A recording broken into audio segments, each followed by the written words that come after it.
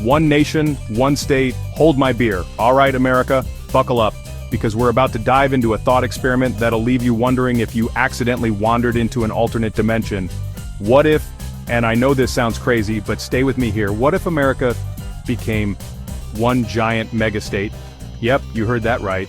No more Texas pride, no more California dreaming, just one big, beautiful, slightly terrifying United States of, well, just America. Now I know what you're thinking. John, has someone spiked your Yorkshire tea with moonshine again? And to that I say maybe.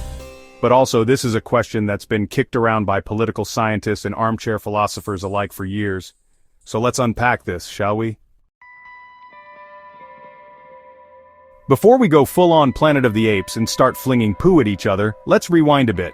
Why does America even have states in the first place? Well, picture this.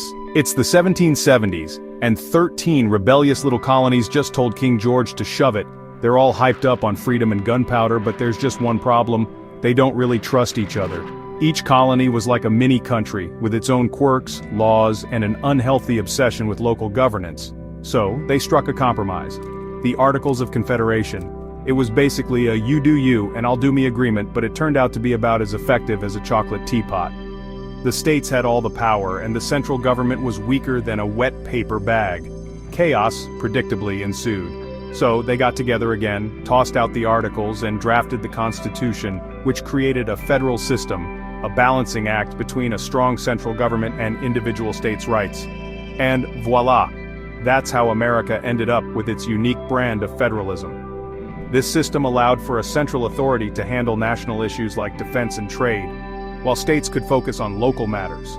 It was a way to keep everyone happy, or at least, less likely to start another revolution.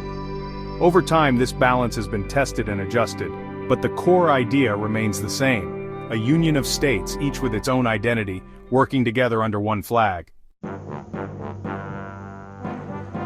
Now let's fast forward to our hypothetical one-state America. Imagine a land where everyone from the beaches of California to the bustling streets of New York City lives under the same set of laws, pays the same taxes, and presumably eats the same brand of bland government-issued cheese. On paper it sounds kind of efficient, right? No more confusing patchwork of state regulations, just one streamlined system for everything. Think of the possibilities, think of the... Okay, let's be honest, it's hard to get excited about standardized tax forms, but still, efficiency has its appeal. But before we all start pledging allegiance to the giant, all-encompassing American superstate, let's take a closer look at the potential consequences, both good and, well, let's just say interesting. Section 4. Shiny happy people holding hands. Maybe? Okay, let's start with the good stuff. Imagine a world where everyone is on the same page, where unity isn't just a dream but a reality. In a one-state America, we could potentially kiss goodbye to the headache-inducing patchwork of state laws we have now. No more confusion, no more inconsistencies, no more trying to remember if you can turn right on red in this state, or if that'll get you thrown in jail. Imagine the simplicity. Everything would be standardized, from traffic laws to education standards. Speaking of education, think about the possibilities. Imagine a system where every child in America, regardless of their zip code, has access to the same quality of education. No more funding disparities, no more inequities, no more struggling inner-city schools versus gleaming suburban campuses. Just equal opportunities for all, just equal opportunities for all. Imagine the potential for growth and development. And then there's the whole issue of taxes. Right now, it's a bureaucratic nightmare. But in a one-state system, one tax code to rule them all, imagine the simplicity and efficiency. Of course, figuring out that one tax code would likely involve more infighting than a Real Housewives reunion, but hey, we're being optimistic here. So yeah, a unified America could, in theory, be a more efficient, more equitable America.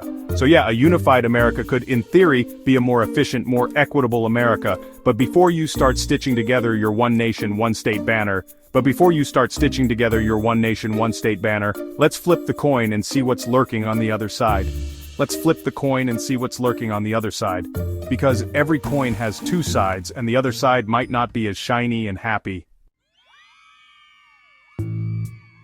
Section 5. Hold on, this thing's going sideways fast. Remember that whole cultural differences thing? It's a beautiful concept, celebrating diversity and learning from each other. But Yeah, that's about to rear its ugly head. When different cultures clash, it can lead to misunderstandings and conflicts. America is a melting pot, which is a lovely sentiment until you realize that some ingredients just don't mix well. The idea of blending cultures sounds great, but in practice it can be quite challenging. Forcing everyone to conform to one set of cultural norms is like trying to fit a square peg in a round hole.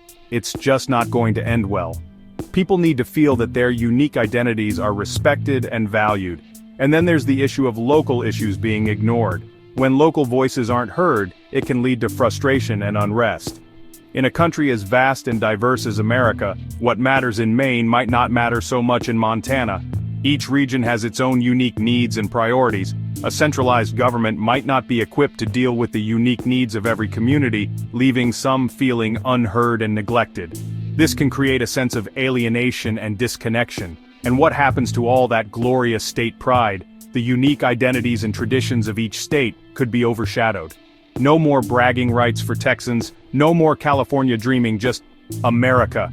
The rich tapestry of state cultures might fade into a uniform national identity. It's enough to make a bald eagle weep. The loss of regional uniqueness is a sad prospect. And let's not forget the potential for chaos.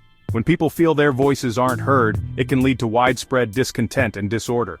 Centralizing all the power in one government could lead to bureaucratic nightmares of epic proportions.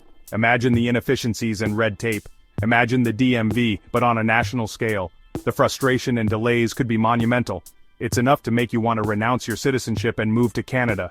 The thought of dealing with such a system is daunting. Section 6. So you're saying there's a chance, but also, not really. Let's be real for a second. Turning America into a single state would be about as easy as herding cats on roller skates. The legal hurdles alone would be enough to make even the most ambitious politician throw in the towel. You'd need to amend the Constitution, which requires a supermajority vote in both houses of Congress and ratification by 3/4 of the states. Good luck getting 38 states to agree on what day it is, let alone on dismantling the very structure of American governance. And then there's the small matter of political will. Politicians, by and large, are not known for their willingness to embrace radical change, especially when it comes to something as fundamental as the structure of the country.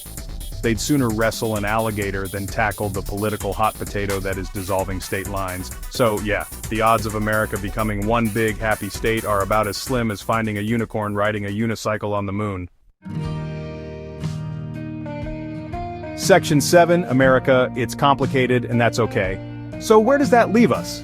Well, it leaves us with the same messy, complicated, often frustrating but ultimately rather remarkable system we've always had. America's system of states, with all its flaws and quirks, is a testament to the country's unique history and its ongoing experiment in self-governance. It's a balancing act, a constant negotiation between unity and diversity, between national identity and local pride. And you know what? It kind of works. Sure, it's messy, but it's our mess.